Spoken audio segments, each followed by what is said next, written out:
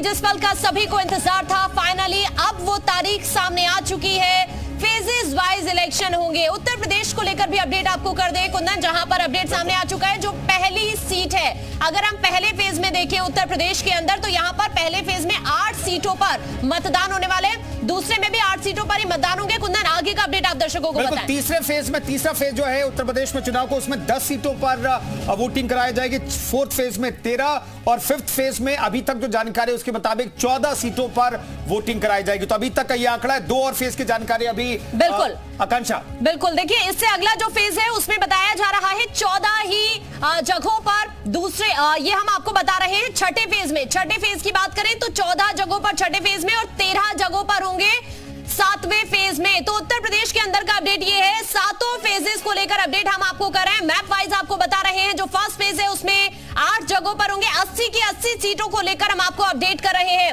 First phase में 8 जगहों पर, दूसरे फेज में भी 8 और तीसरे में 10, 13 में 13 सीटों पर दरअसल फोर्थ फेज में। और अब जो अगला फेज है उसमें भी 14 सीटों पर ही होंगे और 13 सीटों पर सेवेंथ फेज में। यानी 1 जून को जब वोटिंग होगी उत्तर प्रदेश के अंदर, तो ये 13 सीटों के लिए वोटिंग होगी। और छठे फेज की बात करें 14 सीटों के लिए, पांचवें फेज की बात करें तो 14 सीटों में वोटिंग होगी।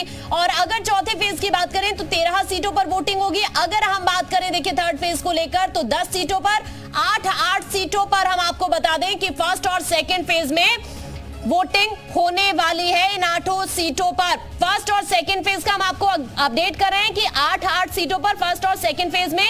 और जो थर्ड फेज है उसमें 10 और उसके बाद 13, फिर 14 और फिर 14 और फिर 13। तो इस तरह से 7 चरण में उत्तर प्रदेश में वोटिंग होनी है।